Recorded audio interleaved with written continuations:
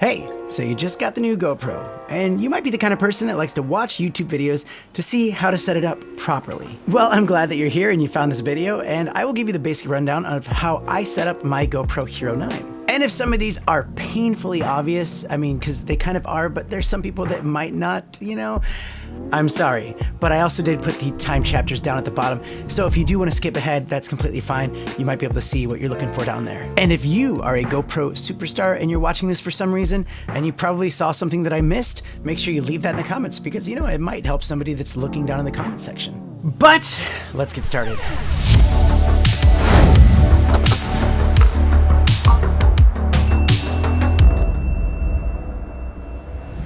All right, well, let's start with opening the box. I'm guessing that you've probably already opened the box, but first things first, let's just get everything out of this box. And this box is actually great for GoPro accessories in the future. I know this might be a little bit dumb to say, but make sure you remove all the screen protectors. Just pull on these little red tabs. Some people might think, hey, I want to keep this on just in case the GoPro might get scratched. You can worry about that, but you don't need to worry about that. The next thing I suggest is to put your battery in the GoPro and plug your GoPro in and let it charge. And make sure you let that GoPro charge until the light goes off. Now, to get to the compartment where the battery goes, all you have to do is just kind of pull down on this compartment and then it will open up. And if you want to take this door off, all you do is just do a little twist. You think you're going to break it, but you're not. Just do a little twist. Now, do not open this. Don't even attempt to open this. A lot of first-time GoPro users and even GoPro 9 users don't know what this is. This isn't a compartment. It's actually just a drain for water. So when you go underwater and you come back up, it drains it quickly so that your mic can pick you up. So once the battery's all charged, you can fire it up and make sure you set it to the language you want, which is English for me. I turn off the GPS, to be honest. Some people like to have it on. I turn it off. I think it's less interference, and I think it also saves on the battery. Some people like to keep it on because then when you take pictures, it's geotagged, but I feel like if you don't know where you are taking those pictures, you have other things to worry about in your life. So the next step, you download the GoPro app on your phone, and you connect to your GoPro. It's actually very simple to pair. It's more simple than the GoPro Hero 7, in my opinion. And then you could change the name of it. Call it whatever you want. And then you'll notice that there probably is firmware updates. Make sure you do those updates because every update makes the camera that much better and you will appreciate it that much more. And once that is all set up, now you can control your GoPro.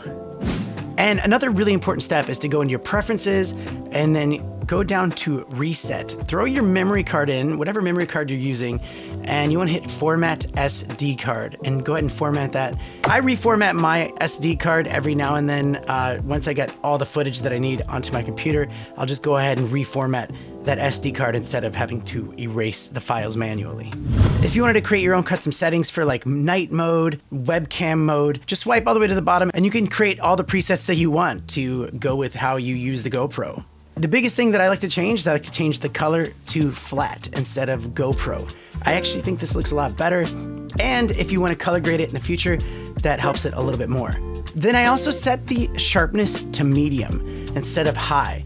That makes it so that it looks a little bit more natural and not everything is super sharp and focus.